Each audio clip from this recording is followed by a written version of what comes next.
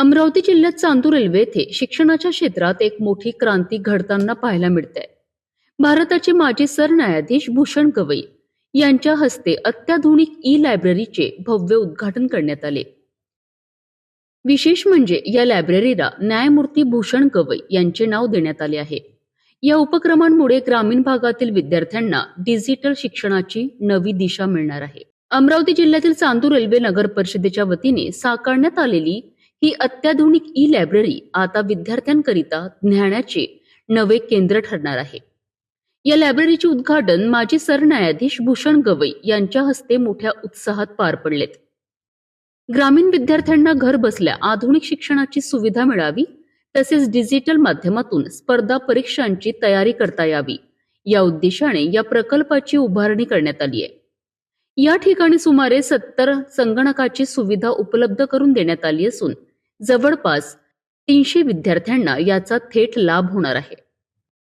या ई-लायब्ररीमुळे विद्यार्थ्यांना ऑनलाईन अभ्यास, ई-बुक्स, डिजिटल कोर्सेस आणि विविध शैक्षणिक साधनांचा सहज वापर करता येणार आहे. त्यामुळे ग्रामीण भागातील विद्यार्थ्यांच्या शैक्षणिक प्रगतीला मोठी चालना मिळणार असल्याचे मान्यवरांनी सांगितले आहे. या कार्यक्रमाला नगराध्यक्ष डॉक्टर प्रियंका विश्वकर्मा, न्यायाधीश अनिल किलोर, प्रवीण पाटील तसेच खासदार बळवंत वानखडे यांची प्रमुख उपस्थिती लाभली होती. सर्वप्रथम मी ही सांगू इच्छिते की आज या चांदूर नगरी या चांदूर नगर परिषदमध्ये एक ऐतिहासिक दिवस होता. कारण की भारताचे सर्वोच्च न्यायव्यवस्थेचे माजी सरन्यायाधीश माननीय न्यायमूर्ती श्री भूषणजी गवई यांचे आगमन आपले चांदूर नगर परिषदमध्ये झालेलं होता आणि त्यांच्या हस्ते चांदूर नगरीमध्ये जी आमची परिकल्पना होती ई-लायब्ररी आणि त्यासोबतच एक वर्क प्लेस जिथे वर्क फ्रॉम होमसाठी वायफाय व्यवस्था आणि अशी त्यांच्यासाठी एक व्यवस्था करण्याची आमची परिकल्पना होती. त्याच्या उद्घाटनपर आज त्यांच्या हस्ते करण्यात आला आणि निश्चितच या माध्यमातून एक नवी पिढी जी आहे त्यांना एक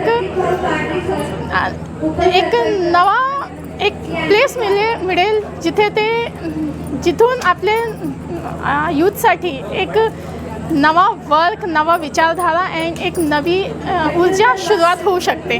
तो त्या परिकल्पनेतून आज आमच्या हा योजना होती एक अशी आणि सरन्यायाधीश भूषणजी गवई यांच्या हस्ते त्याच्या उद्घाटनाला लायब्ररीला त्यांचं नाव दिलं आणि किती कॉम्प्युटर राहणार त्या ठिकाणी? तिथे 70 कम्प्युटर आहे.